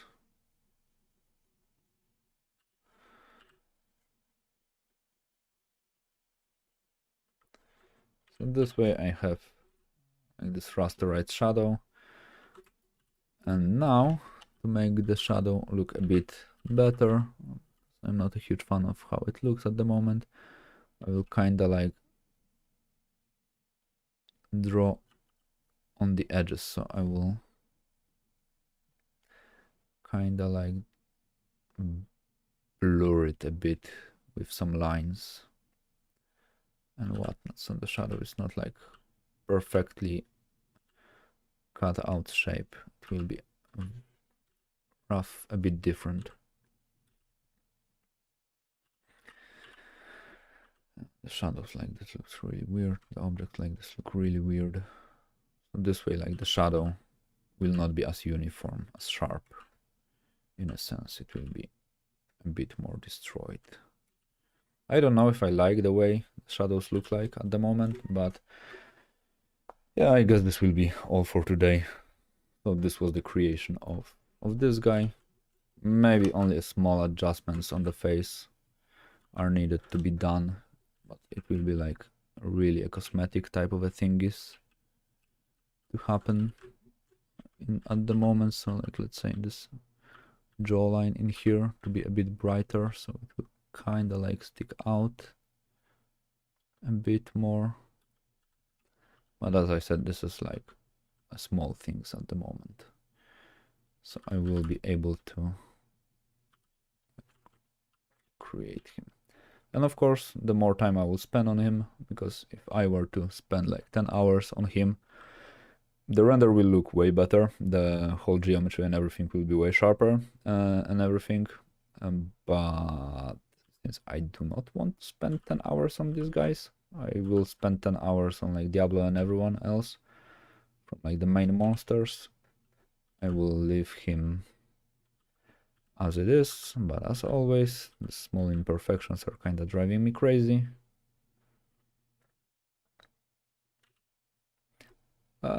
So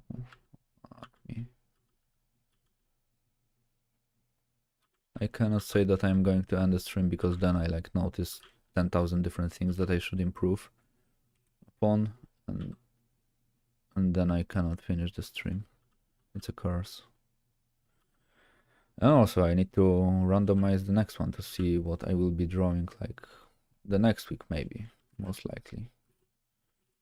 Some small hairs in different directions, and yeah. This guy is just a finger and some lines in here to just wrap around the forms. This guy is done. No more touching with him. It is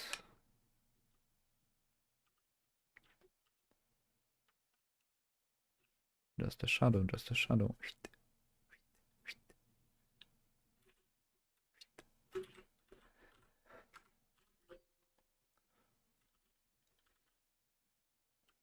This is truly a curse.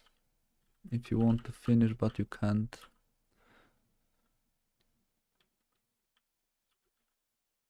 Just for the face to appear a bit more.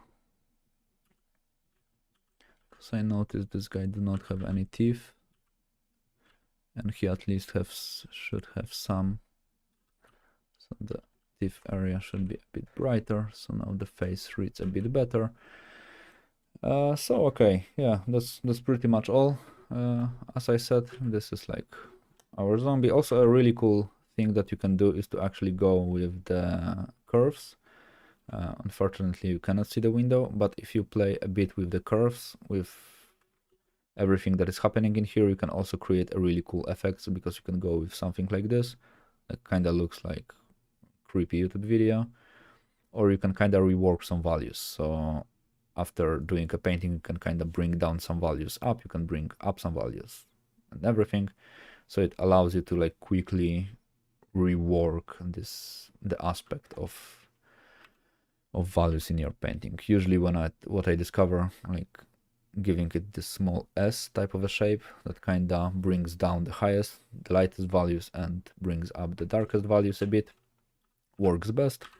And then after everything, just take a really huge brush with like a light type of a thing, set to mid-tones and kind of brighten it up, and it will kind of make look everything a bit nicer. So let me save this guy. Some light on the axis. And let me randomize the next monster, because the horror was the previous one. And the now will be number 4, the A1. And why do I have a feeling this will also be a skeleton? Please don't be a skeleton.